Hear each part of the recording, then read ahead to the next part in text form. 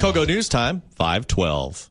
Men and women, we use the same types of products, right? The main difference sometimes is just whether they are designed to appeal to either men or women. Oh, and the price. There's that. Joining us on the Kogo News Live line is money therapist Holly Signorelli. And Holly, this so-called pink tax for women's products, is it really just effective marketing? Yeah, it is, because girls and women, even though the stereotype is that men are visual, when it comes to these smaller ticket items, not necessarily the big ticket items, girls and women, of course, too, they are drawn to, we're more emotional beings, right? So pinks and like razors. I know I'll pick a razor that's pink. I will. It's like we don't think about it.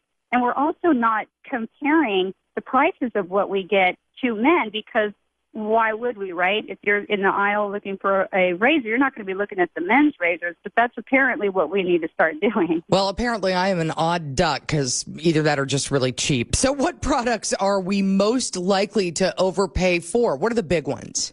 The big ones are the hair, and the dry cleaning is ridiculous. It's almost twice as much. And I'm usually taking several things in at the same time, but recently I just had one shirt, and it wasn't even what I consider a very fancy shirt, and it was like $5 or $5.50.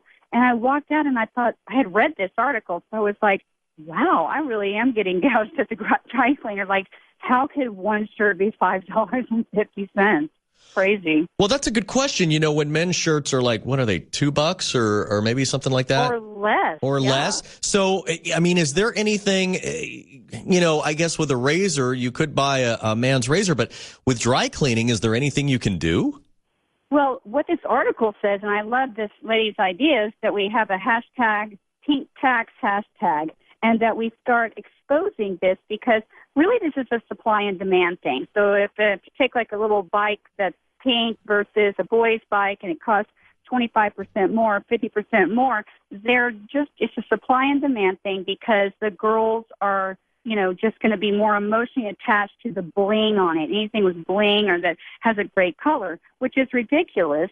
So we got to stand up against that, because we're probably not going to start buying men's deodorant, for example, because it isn't equivalent. So what I was saying earlier today with someone else is my husband has some allergies. It's Texas, and we went in there to get some Claritin, and the Claritin was $20, but the no-name brand at Kroger was only $2.39. So with medicine, you could buy the no-name brand, but they're feeding off the fact that you're not going to buy a man's version of something most of the time. Now, what about, you mentioned the dry cleaners. Why not talk to the dry cleaner and go, why are you charging me $5 for my shirt and my husband's shirts are $2 and I'm going to take my business elsewhere unless my shirts are the same as his shirts? Well, exactly. That is what we need to do. It's like these corporations and especially small business owners like a dry cleaners, they will react to you going elsewhere, except it's kind of like one of those monopolies, or I think it's called a polygopoly. I can't remember the name of it. It's where everybody's doing it. So then you don't have anywhere else to go, because all of the prices are the same in certain industries.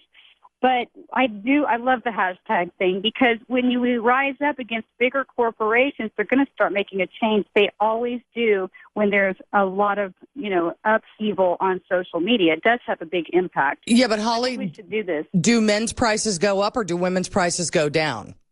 Well, the women's prices should go down, because they are ridiculous. It doesn't make any sense. If they can sell for a profit something that's 50% or 25% or even just 10% less for men, then they can sell for a profit with women for the same prices. All right, and Holly. Again, these are things that are equivalent. That's right. Holly Signorelli, thank you very much. The money therapist joining us on the Kogo News Live line this morning, talking about the pink tax and what to do about it.